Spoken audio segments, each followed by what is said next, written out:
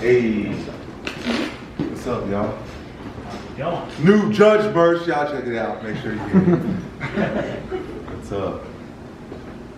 So how's it feel back in Texas again for MLW? It's your hometown. Man, it is a blessing. We are back in Texas, in Gilley's. It's going to be a great turnout. It's going to be some incredible matches, incredible talent here, and we're going to have a lot of fun tonight. Yeah, Any friends and family in attendance for tonight? Oh, absolutely. Do I look like somebody with no friends? Like, they're going to be here. They're going to be in attendance. My mom's coming through, dad, auntie, uncles, best friends, childhood friends. Last time, I think we had almost 60 people show up for me, so they're going to be in the building. What's coming back to Texas and just knowing the journey that you've taken in MLW, continuing like your kind of dominant streak and everything like that, Right. but running into a lot of issues with like 5150 and everything like that. Putting that all in perspective, how do you feel like moving forward as like one of the top stars in MLW? First of all, I just want to say, 5150, you chose the wrong one, okay?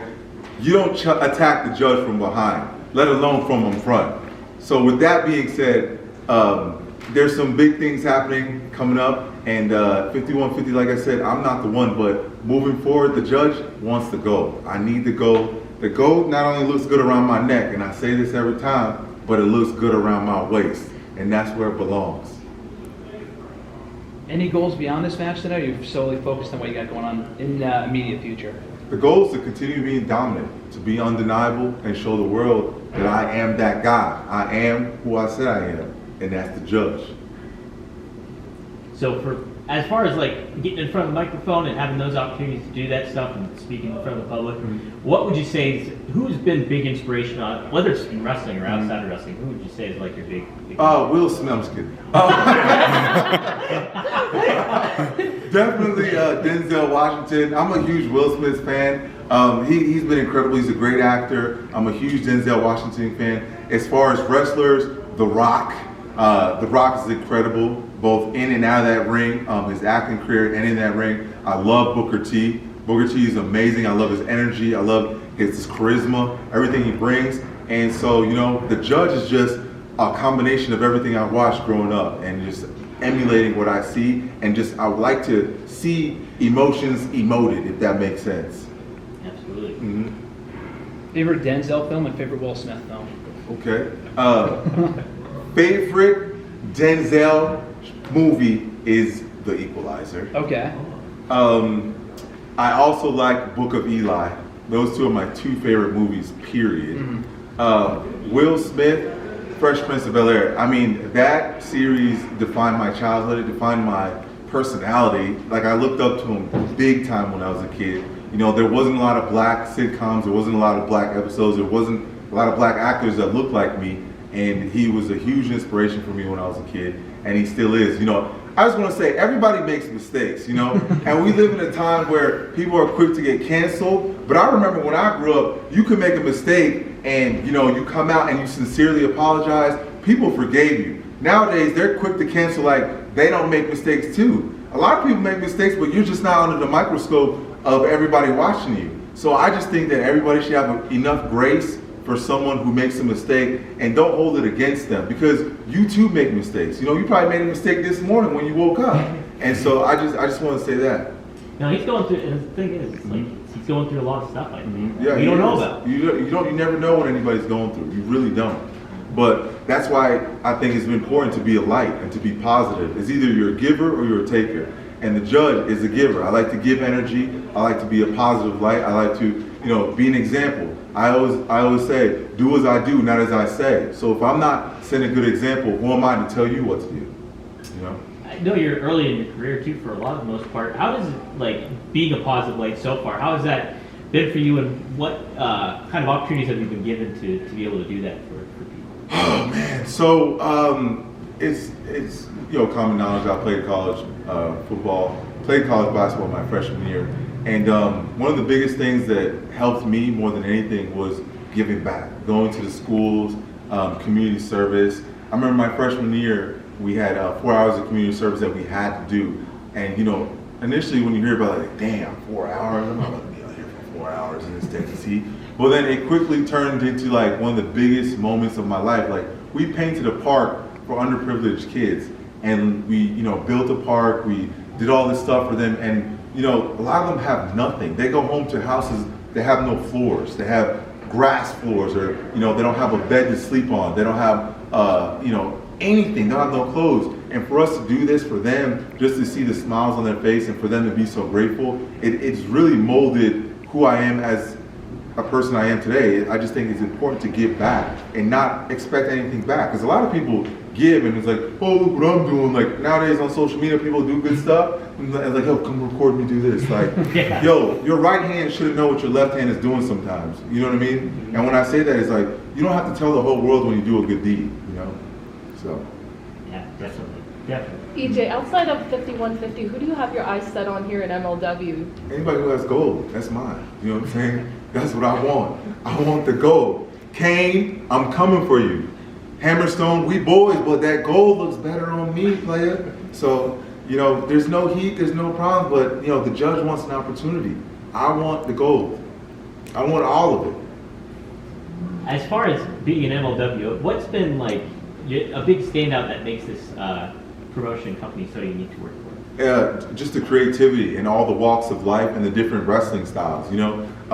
There's not just one streamlined vision. It's it's a boiling pot of a bunch of talent from all over the world. We got Mexico, Japan, California, Canada. Everybody's in the building, and everybody brings their own unique style, and it just creates this masterpiece that you see called MLW. You've had a hell of a journey, rather, in the last couple of years. Mm-hmm. Any one piece of advice? Well, I've only been here for a year. Well, I mean, not MLW, just in your career, I meant to say. Yeah. You've had a hell of a journey in the last couple of years in your career, I meant to say. Any one piece of advice or any compliment from a peer or anyone like that that's really stood out to you up to this point? So that's a great question. One of the biggest things that I like to do is I like to go ask people, and people that are where I want to be. And I go ask them questions like I pick the mind of Cena all the time. I'm texting Edge, like after all my matches, I constantly talk to Edge.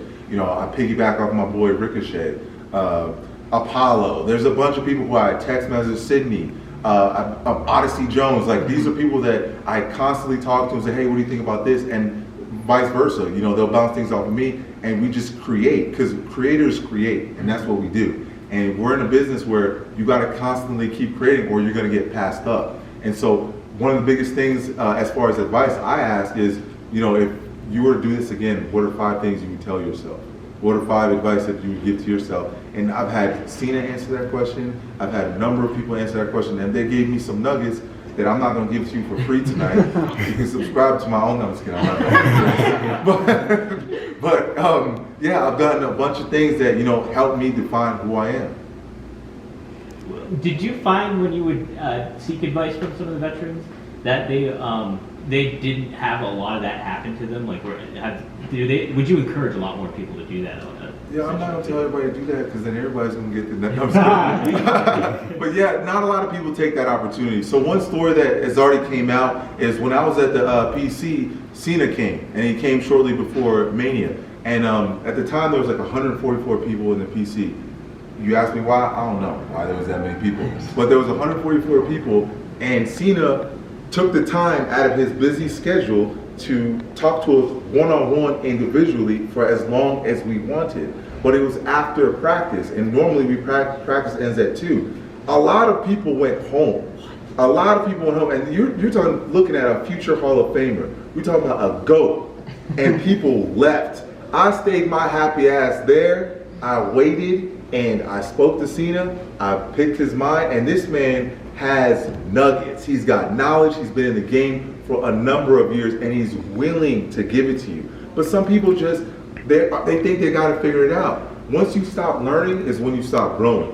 And so that's one of the biggest things that I've taken since I was a kid. My parents said it all the time, like, you stop learning, you stop growing. So I'm constantly asking questions, constantly trying to be a better person, constantly trying to be a better judge. How long are you talking? To Cena? Yeah. Like 45 minutes. That's awesome. Yeah, almost an hour. Yeah, I was in there for a minute. I was like, hey, look, I waited, so I'm gonna be here. You know what I'm saying? shit. I'll wait. I'm gonna talk to my boy.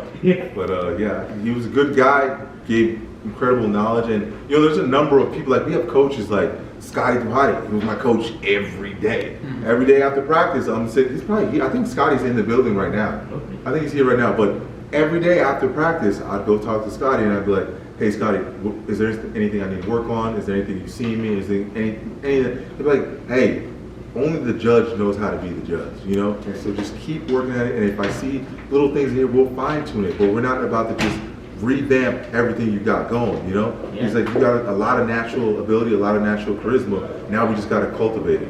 Absolutely. Yeah. Kind of going off that, any influences you've had here in MLW that have really kind of helped your journey along? Oh yeah, I talk to Court all the time. Balance, I just finished talking to him right now, you know? She's just a wealth of knowledge. Davey Richards, he's amazing. I just talked to Hammerstone. Hammerstone is incredible. I still want the gold, but I'm gonna still bounce the ideas off of him. Richard Holiday, he's another one. He's a sleeper, man. Richard Holiday is very talented, and he's got a lot of creative ideas. There's just a number, Fatu. Fatu is going to be a Hall of Famer. Fatu is an incredible talent.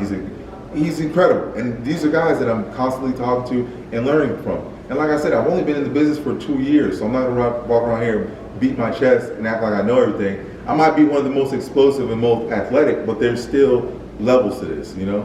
So, and I inspired to be a damn GOAT myself, a Hall of Famer myself, so. MLW has so many different styles and stuff like that. What's one kind of style that you're looking forward to going up against?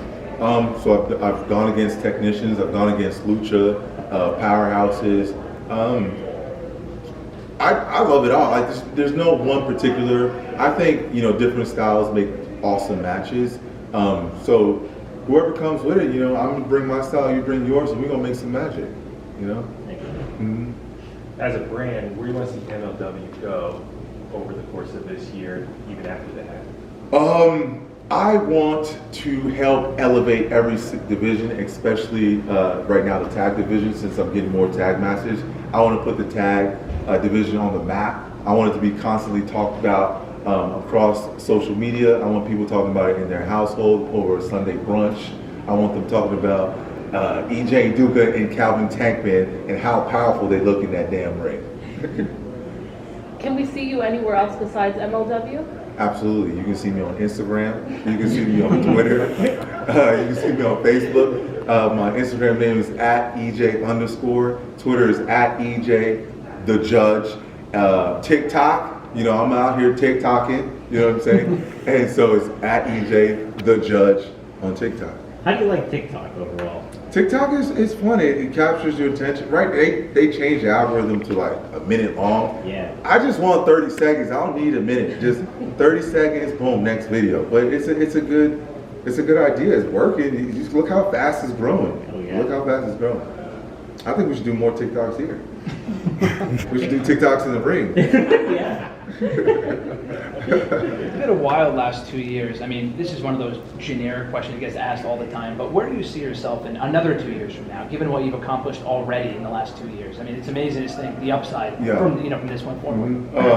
I see myself on the top. I see myself as one of the most influential, most dominant, the undeniable athlete in this sport. Wherever I am, whoever I'm in front of, I want people to realize this guy is no joke. He came to show up and show out.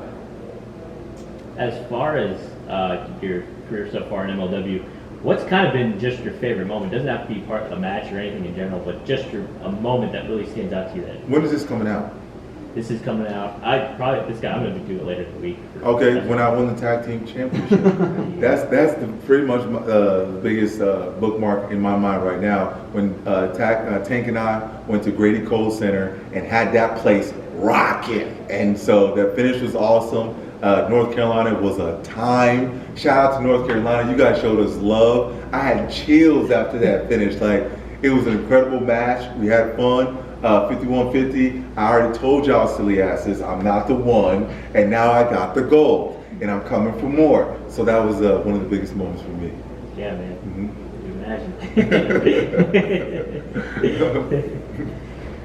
imagine? Would you say that was the hottest crowd you've been in front of yet for MLW, or? Mexico was the hottest crowd. Yeah. Mexico was nuts. It was like 6,000 people in there screaming in English and Spanish. It was a bilingual chants, and it was nuts. And they were throwing money in the ring.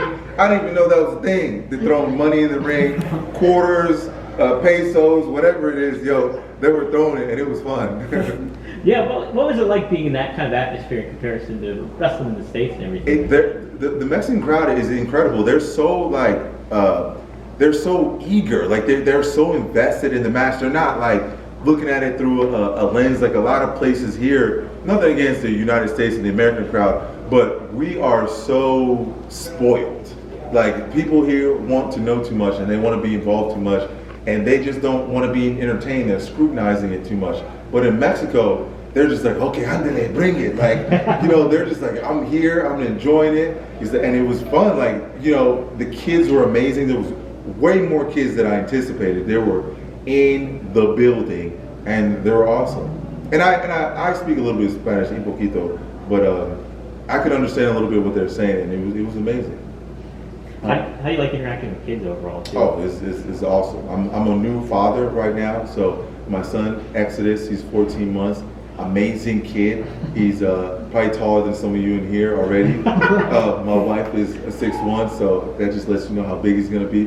But the kid, he's a stud, and just being around him and then, seeing other kids, it's just like, wow, that's something I look forward to. And, like I was mentioning earlier about the Will Smith situation, a lot of people don't see people like me in this position, and we're in 2022.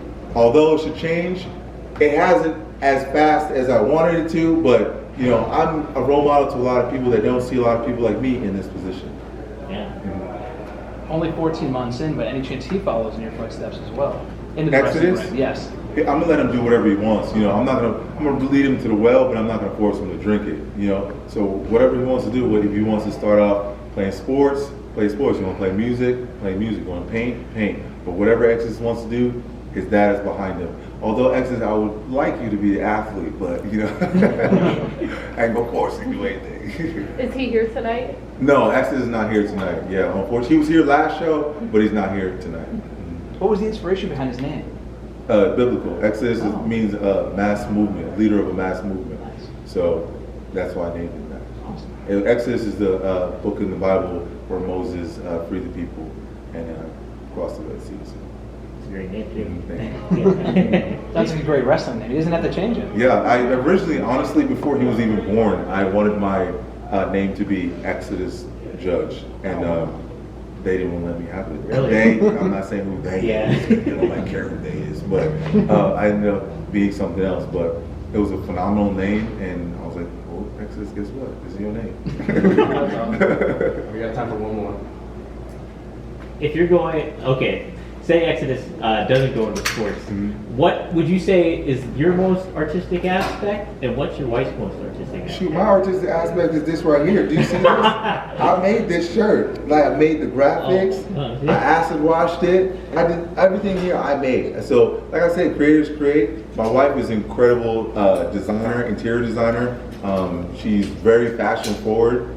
She helps me with, the dress is swaggy, but my wife is swaggier. And so she knows how to dress. She's an attorney, so she's very articulate, and so he's gonna get a little bit of that. So it's gonna be amazing. And he's an athlete. He's gonna be a creative athlete just like his dad. Yeah. Nice, man. Thanks. No problem. Thank you guys. Awesome. Thanks, man. Appreciate the Yeah, I time. appreciate Yeah. y'all. Y'all be safe. You too. And I want to hear y'all cheering.